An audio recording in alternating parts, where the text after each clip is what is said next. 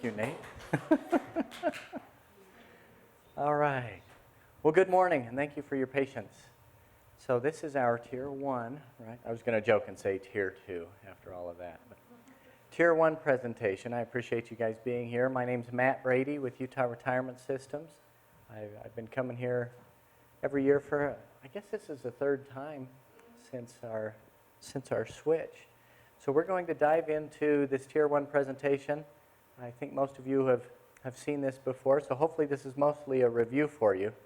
And we're going to cover two aspects of these retirement benefits. Obviously, the pension side of this, the employer-paid benefit, along with the savings plans.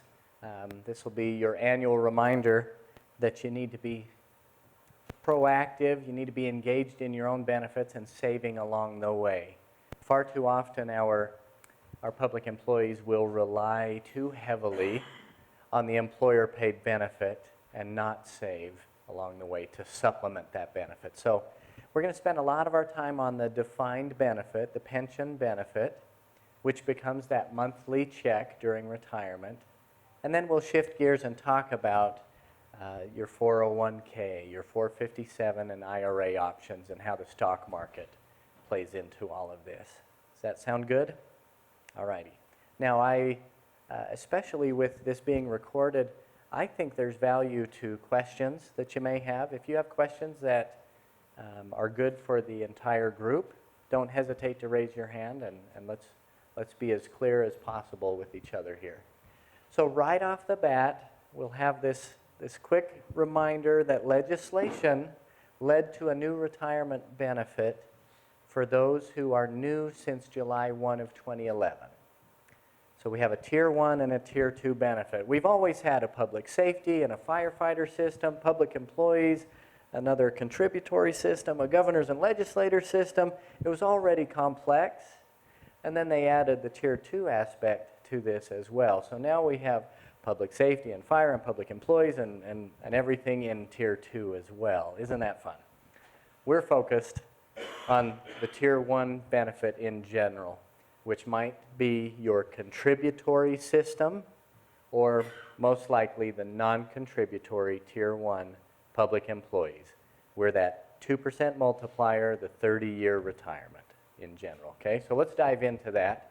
Hopefully this looks familiar.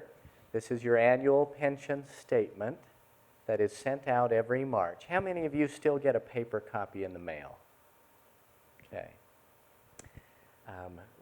By default, we moved everyone to a digital copy, or, well, that basically means that every March we send you an email that says, hey, URS member, if you log in, you can now download your annual statement. You can change your settings to go, well, to receive a hard copy every year if you log in. So the annual statement, among other things, it's your annual reminder to double check your beneficiaries, make sure they're up to date, double check your total years of service, make sure our records are accurate, and you can see what your retirement eligible salary was for the previous year. Years of service and salary are crucial to the payment calculation, right? So, along with your beneficiaries. We're going to come back to all of those topics. Here's our basic formula, which is outlined on the first page here. So remember that when we're talking about a pension benefit or a defined benefit, there's a basic formula here. Every year you put into this system, every year you put into public employment in Utah, and let's be even more specific. If you are at least 20 hours a week with employer-paid benefits, then you are entitled to retirement coverage, right? Whether it's with the county or most cities and towns in Utah or a school district or the state of Utah. What am I missing? Special service districts, even higher education. All of these types of employers participate with Utah retirement systems. So this benefit is portable within Utah. We'll just add up all of your years as a public employee. They're each worth 2, which we then multiply by a final average salary. For this group, we will be looking at your highest 3 calendar years of salary. And we'll take an average of that number. Usually it's our last 3 years of salary, but not always. Some of us might experience a cut in pay before we retire, or we might even choose to go part-time. Those 2 events would not affect your final average salary. We'll take your highest 3 wherever they fall. So the example we use in the book is that 30-year career. Well, the math is pretty easy with this system. 30 times 2% per year gives you a 60% benefit. The idea is you are replacing 60% of your income for the rest of your life. Right? So 60% of that final average salary. In this example, we took someone averaging $40,000. At 60%, that's $24,000 a year, divided into 12 monthly checks, and enjoy your plans for retirement, knowing you're going to get a monthly check, at least from this source alone. Right? So, quiz time. How about a 10-year career? 10-year career would replace what percentage of your income? 20, right? You guys are really sharp. That's great. Thank you. So obviously, the more years you put in, the larger the check, right? The minimum number that we need is 4. We need at least 4 years to be vested in the system. So if you're at least vested, you've got an 8% benefit. You work 30 years, you have a 60% benefit. If you work 50 years, you have a 100% benefit, right? Yeah, which is nuts, but some of our members have done that. In fact, the record holder right now is a 54-year career in education at that. So imagine teaching school for over 50 years. That gentleman retired with a raise. So my point is there's no cap here. Literally, the longer you work, the larger the check. So we're putting in our time and we're trying to get our raises consistently, and that's how we build a pension benefit. Any questions on the formula? All right, so here's my question to you. If that's, in this example, $2,000 a month, how long does that member receive the $2,000 a month? Until they die, right? This is a lifetime benefit. So we started to touch on when you qualify to collect, which is also in the book here. That minimum is the 4 years. With at least 4 years in, you can collect at 65. In Tier 1, if you have 30 years in, your age doesn't matter. You could be 53 with 30 years in, and you can start collecting your pension without any type of reduction. Right? So one way to look at this is to get the full 2% for all of your years, you either collect at 65 or later, or with 30 plus years. There's some middle ground here. You could retire, you could start your benefit as early as 62 with at least 10 years in, 60 with 20, any age with 25, but know that you'll have a reduced benefit. We'll calculate your benefit at 2%, and then we'll shave off some of the benefit based on your age. And I'll give you an example in just a moment. So, any thoughts here? Any questions?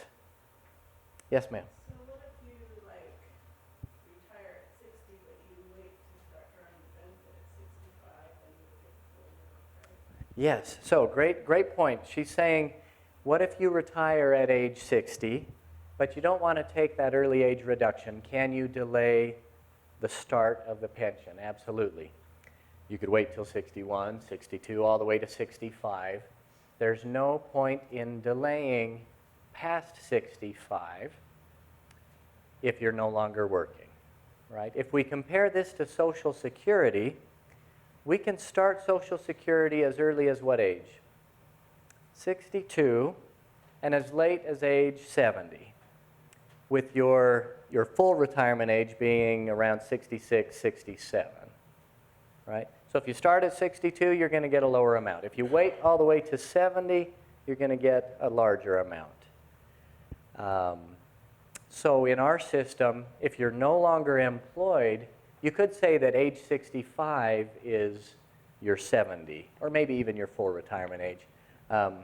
Your benefit will not increase if you wait beyond 65, unless you're still working at 65. Okay. Other comments or questions? I want to make this quick point because we've seen a lot of our younger folks jump into the system early on and maybe put in 4, 5, 6 years and then go to work in the private sector, right? They're vested in the pension, so where does that leave their pension if they've left public employment? They're just waiting to age, right? So don't forget at age 65 that you have a pension waiting for you, right? Some of our members do, and like I said, you just need 4 years to get something at age 65. Okay? They don't have to be years in sequence. You can have gaps in service, and like I said earlier, you might work for a couple of different employers in the system, and that's okay. It's all the same benefit. We add it all together. So let's show you how the early age reduction works. Again, it applies if you retire under 65 with fewer than 30 years. So starting at 65 and counting down, from 65 to 60, you would lose 3% per year. Where it really starts to sting is for any years in your 50s or anything below 60. So let's do 2 examples. How about a 62-year-old with at least how many years of service? 62 with at least 10 qualifies you to retire at 62. So a 62-year-old would have 3 years before they'd be 65. 3 times 3% per year is a 9% reduction. Another way to look at it is a 62-year-old with fewer than 30 years in will be paid out 91% of the benefit that they've earned. Okay? So let's do a quick example. 62 with 10. 10 years times 2% is a 20% benefit, right? If they choose to collect at 62, they'll get 91% of the 20% earned, right? So I guess the easy math would be, if they're making, I'm going to say $100,000 because it's easy math. If they're making $100,000 and they worked for 10 years, they get a 20% benefit. That's a $20,000 annual benefit. The early age reduction for 62 is 9%, so they would get 91% of the $20,000 annually. Was that clear enough?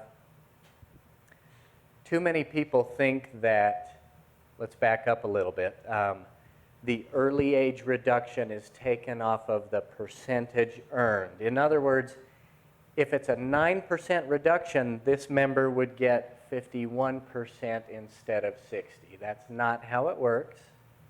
We're not going to subtract the early age reduction from the percentage earned, because that math stinks. We're going to calculate the annual dollar benefit and then take off the early age reduction. That math is better for us individually. So that's for a 62-year-old. How about a 58-year-old? 58-year-old, again, starting from 65 and counting down. A 58-year-old can retire if they have at least 25 years in. So 65 down to 60, that's 5 years at 3%. There's 15. 59, 58. So 2 years at 7% is 14. What is that? A 29% reduction. That's really starting to hurt now, right? So the caution is, backing up a little bit, don't get too excited about any age with 25 years in if you're still in your 50s.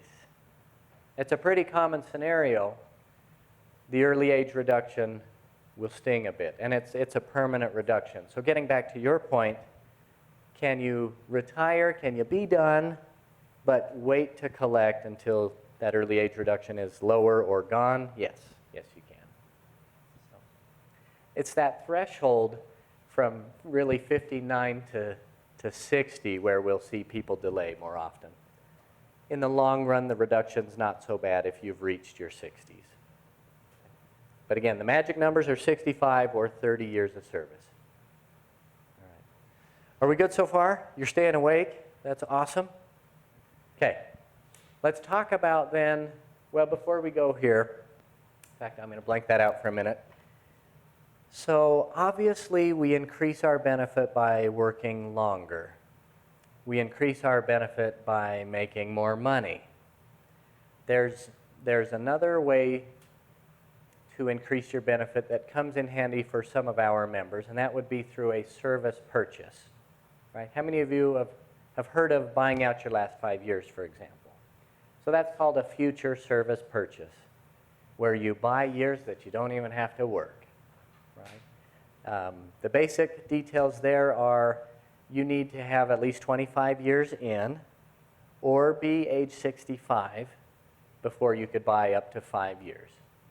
So an easy example would be, I have 25 years in, I'm 55, I can't handle another day of work, so I need to retire, but I need my pension, right? That's a fairly common scenario. So 25 years in, I'm 55, that early age reduction is 50%, so that pension's cut in half. So your options are to take half of your benefit from 55 on, or you suck it up for 5 more years, right, and work till you're 30, or you buy the last 5. And then you're at 30 years, you're still 55, you start your pension then. Right?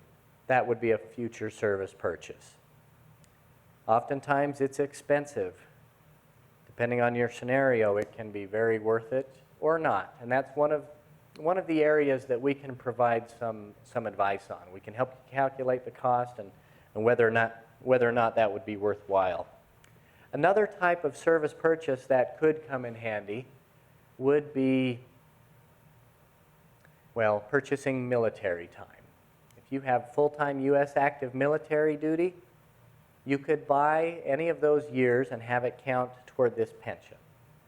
With military duty, it would not reduce any military benefit you have. Another option would be, let's say you worked in Idaho for 7 years and you have a pension up there waiting for you until you're older, but the bulk of your career is here, but you want to retire before you have 30 years in. You could look at forfeiting the smaller pension in Idaho, buying the years into Utah, putting you up to the 30 or more. That could come in handy as well. So I just wanted to introduce that basic concept that there are certain types of service purchases that you can make that could come in handy. And if you want to get more information about that, you can go online. You can also give us a call at the pension department. For those watching the video, I'll just give you the 800 phone number. That's 1-800-695-4877. 695-4877. So let's get back to your pension benefit. And eventually, one of the big decisions you'll have to make with this monthly check is which monthly option do you want? If you just follow the basic formula that we've covered, that maximum benefit is what we refer to as option 1. Now, I'm going to stick with the example in the book. This was a $40,000 final average salary with a 30-year career. And we're also looking at age here. Let's make sure the slides match. Yes, they match the publication. A 62-year-old retiree and a 60-year-old spouse. Don't let me move on without explaining why age factors in here. Okay? So option 1 in this example was that $2,000 monthly benefit.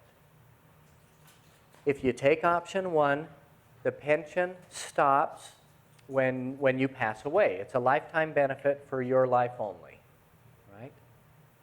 So who is the only person that can inherit a monthly pension check? Your spouse, right? And let's get really specific here, because this is a sensitive topic for a lot of our members. This is your legal spouse when, at the time of retirement, if you pick options 3, 4, 5, or 6, and if your spouse outlives you, right? So let's explore that a little more. I'm going to come back to option 2 at the very end. Let's look at 3 and 4 first. So option 3, if you're following this or the slides, option 3 is known as a 100% spousal benefit.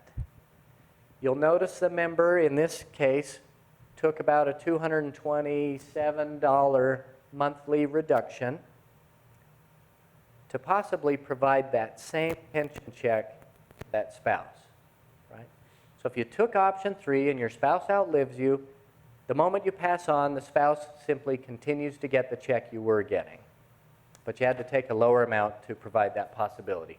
If the spouse passes before you and you took option 3, you are still at the reduced amount. It's a permanent reduction. Okay, so there's option 3. Option 4, you'll notice, is more money for the member. It's a smaller reduction. It's a 50% benefit for the spouse. So maybe your spouse also has retirement, but should you pass away early or before the spouse, you'd want them to inherit something from your pension. So maybe a 50% benefit is good enough in your situation. That would be option 4.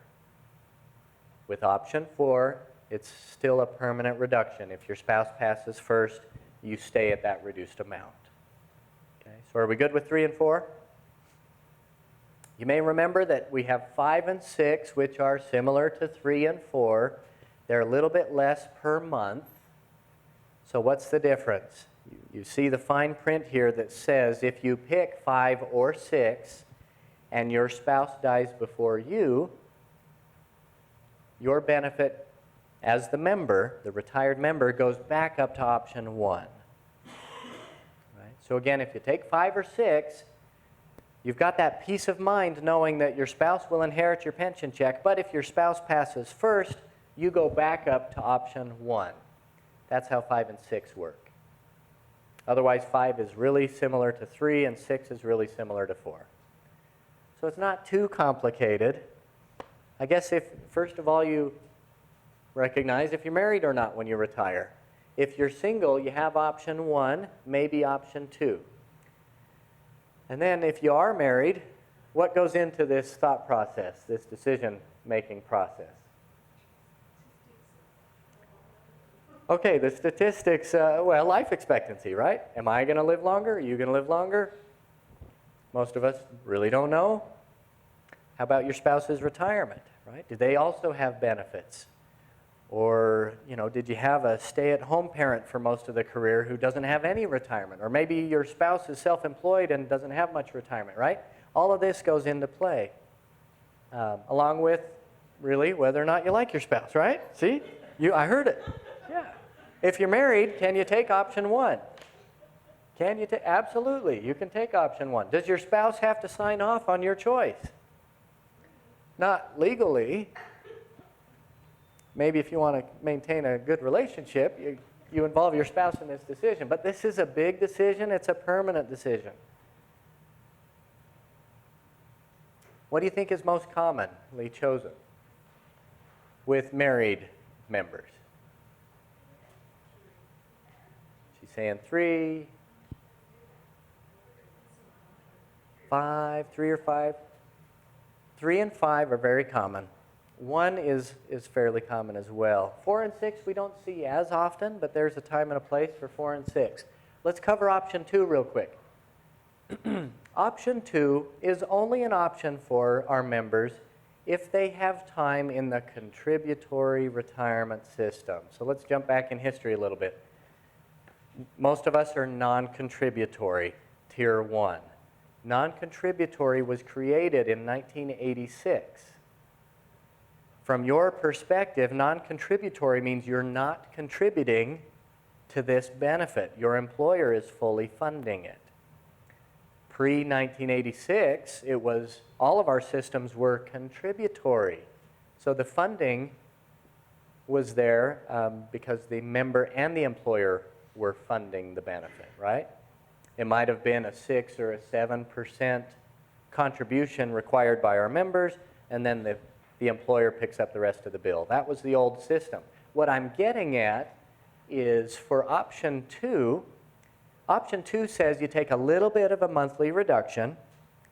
At your passing, nobody inherits a monthly pension check, but if there are still member contributions, any money that you put toward the pension, if there's any of that still in your account, any beneficiary can inherit that remaining balance. Okay. Does anyone in the room have pre-86 time or contributory time? We see fewer and fewer of our members in that system. Option 2 is pretty rare, but now you know what it is. Okay. So what questions or comments do you have on this decision? Or is there a hypothetical scenario you want to maybe talk about as a group while I get a drink? No? Are we good? Let me ask you then, when might a member take option 3?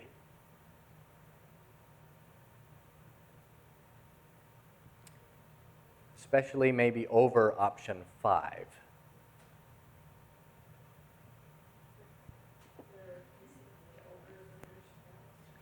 Okay, so if the member is a lot older than their spouse, and the spouse is going to need as much as possible. So in other words, if you're pretty confident that you're going to pass before your spouse, you could take option 3, right? Now, option 3 is the largest benefit that you can leave behind to a spouse. Here's a scenario well, I've traveled the state for over 8 years now, and I'm still surprised at how often I'll meet members who are approaching retirement, but they've just learned that they have a pretty serious health problem, right? They're really confident that their spouse will outlive them. Well, option 3, right? Or let's take another scenario. How about, and we'll pick on the ladies a little bit here, because they tend to outlive us men. What if you are the retiring member, you're female, you're pretty similar in age, or maybe your husband's a lot younger than you, or a lot older. Let's see, where am I going with this? Sorry. Let me gather my thoughts. Okay, you're pretty sure you're going to outlive your spouse, but you may not, right? So if the ladies are likely to outlive the husband, but you never know, option 5 can be better than 3 or 4, right? 5 and 6 would go back up to 1 at the time of your passing. Okay, and I'm glad you bring that up. So she's pointing out $20 difference per month between what, 5 and 3? Okay, between 5 and 3. So this is where that age comes into play. In this example, we've got a married couple who are 2 years different. They're practically the same age. And we can see that it costs them this much per month to take a spousal option. It's that joint life expectancy that determines the reduced or the reduction from option to option. In other words, if the retiree is 62 but the spouse is 40, right, we see a much bigger age gap. What might option 3 look like? Well, instead of $1,700 a month, it might be $1,400 a month or $1,500 a month, right? If your spouse is considerably younger, it's going to cost you more to have a spousal option. That's what I'm getting at. So your age doesn't affect option 1 outside of an early age reduction like we talked about, right? But with the payout options, it's that age gap that matters, or that joint life expectancy. Okay. Any other questions or comments on the payout options? Again, this is one of the bigger decisions when you go to retire. It's one that kind of stresses out a lot of our members, and we can help you at that time pick one that is appropriate for your situation. Yes? What if your spouse is several years older than you? Would that change those numbers as well? Oh, very good. So what if you're 62 and your spouse is 75? Okay? So option 1, if it's $2,000 a month, option 3 might actually be $2,100 a month. I'm kidding, that's a horrible joke. As though an older spouse would increase the benefit. No, But your option 3 would still be a reduction, just not very much, right? Option 3 might even be a little over $1,800 a month in this case. But no, none of the other options will ever be greater than option 1. That was recorded, and that was a joke. Okay? Yeah. But the smaller even if the spouse is older, it's going to take a little bit of a reduction to provide a possible benefit for that spouse. Yeah. Okay. Other comments, questions? All right, so that's one of the bigger decisions. We complicate it further by, you'll see, adding 2 more columns of options. And it's really simple. You can do a cash out, a partial cash out up front in 2 different amounts. Along with spousal options, you could do a partial cash out. So you could look at 12 months of option 1 up front. In this case, that'd be $24,000. Or you could even get 2 years up front, $48,000. And you can see that along with choosing a spousal option, a partial cash out would lower your monthly check as well. Right? So let's say you like option 5, but you have a reason to maybe pull $24,000 up front. So now you're down to what? $1,622 per month instead of $2,000 per month. But you have a benefit in place for your spouse in case you die first, and we're cutting you a fat check up front. Right? Pros and cons to all of these options. In fact, why might you be tempted to look at either of those partial lump sum amounts? What do you think? Pay off debt? It's easier to retire if you don't have any payments. So we see that fairly often, especially high interest rate debt. Okay, so that's one of the better reasons. Okay, what other reasons might you have for taking a partial cash out up front? Go on vacation. Who am I to judge, right? You've earned the money. You're just kind of cashing in more up front, right? So you want to buy that brand new F-150 you always wanted? Okay, great. It's your money, right? The words of caution are a monthly reduction, right? A permanent reduction. And what do we need to remember about all of this money? The taxes, right? So right now we pay income tax, and we pay FICA, and we pay workers' comp. We pay all these. During retirement, on the monthly pension check and a cash out, and your 401k, right? You will pay federal and state income tax, right? So if you take a partial lump sum for some of those purposes, just know that it's going to be taxed, right? So say that a little louder. Don't do that. If you retire right before the end of your tax year, don't take a lump sum payment in that same year. Yeah. You'll be paying the high tax. Right. So sometimes I'm asked the question, Matt, does it matter what time of year I retire? And as far as we're concerned, generally it doesn't matter what time of year. But if you're taking a partial lump sum option and you're retiring toward the end of the year, that's likely to bump you up into another tax bracket, right? Compared to retiring in January, February, March. Okay, so good point. I'll tell you what, a lot of our members need to absolutely ignore the PLSO, the partial lump sum option, and some of our members absolutely need to take it. Here's a scenario, a quick one. Well, I'll just get right to the point. If a member is dying or their life expectancy is lower, that can be a no-brainer, right? Get what you can while you can. Some of our members will take a lump sum, roll it right into their 401k to avoid having it all taxed at once, right? It's not a taxable event to take $48,000 in a PLSO and put it right into your 401k. It'll be taxed as it's spent. Or some of our members, particularly those who want to leave part of their pension behind to a non-spouse, they'll take a lump sum, put it in that 401k, and if it's not spent by the time they die, who inherits the 401k? Well, anybody can be your beneficiary there, right? Diane, I need to speed up a little, don't I? Do I need to speed up a little for time? Yeah, okay. So potentially 18 different monthly options, but that sounds overwhelming, right? Do you want a spousal option? Do you want a partial cash out? If so, which amount, right? So it's not too complex once you really dive into it. So again, an area where we can provide some assistance, some advice. If you want to see what your own pension is looking like, if you want to plan for retirement, we've got a few tools on our website.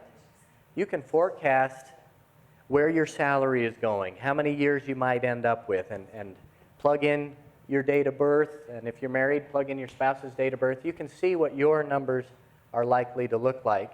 You can even adjust the numbers to account for inflation, right? This is pretty crucial for anybody who has at least 10 years before they're retiring.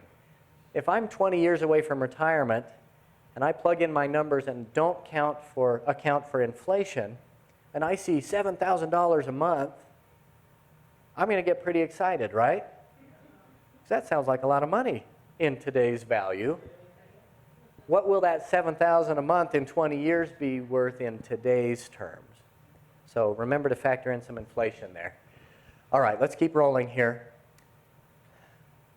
Keep your beneficiaries up to date, right? Should you pass away before retirement, the first thing that we do is calculate 75% of your highest annual salary. That will be a one-time payout that goes to your beneficiaries. When one of our members passes away before retirement, we mail a letter to the beneficiaries on file,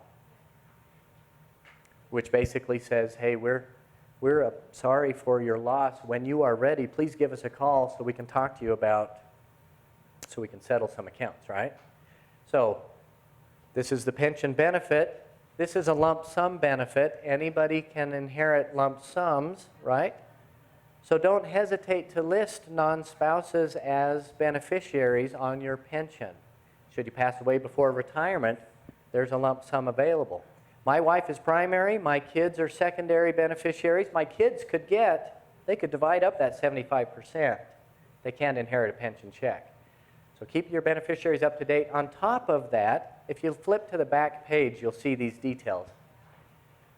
A spousal benefit would begin, a monthly benefit would begin to your spouse at the time of your death if you've been married at least 6 months and you either qualified to retire at the time of death, but you were simply still working, or you have at least 15 years of service in, right? So let's say you have 25 years in, you're still working. Could you have retired? You could have retired by now.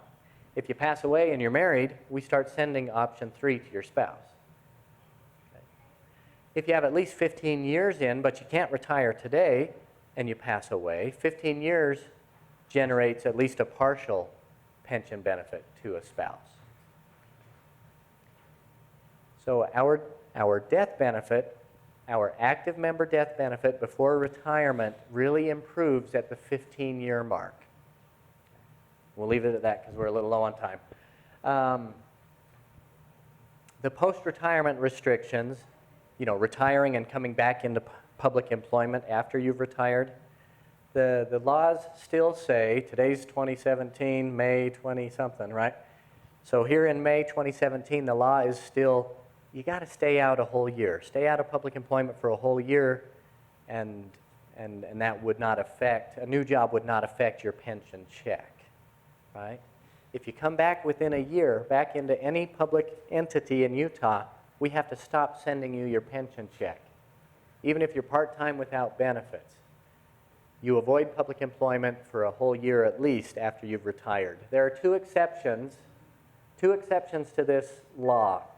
One, if you've been retired at least 60 days, and then you come back in, you have no benefits, and your annual salary is limited to, now it is $16,014 per calendar year, or 1/2 of your final average salary. If you meet that criteria, you continue to get your pension check, right?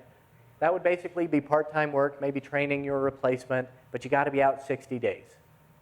The other loophole to waiting a whole year would be part-time elected. Right? Is the mayor in town a full-time position? Probably part-time, right? Or how about your school board, elected to a school board? It's going to be a part-time position.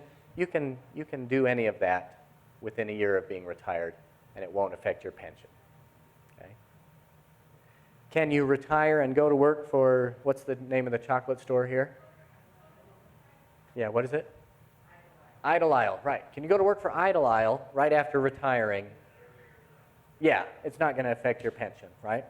So it's public employment that would affect your pension. So that's all I have on the pension plan. Can we spend any time on the savings, or do we have a crowd waiting to come in? All right. Do you have any pension questions? We kind of blasted through that pretty quick. But to me, the highlights are understanding the early age reduction.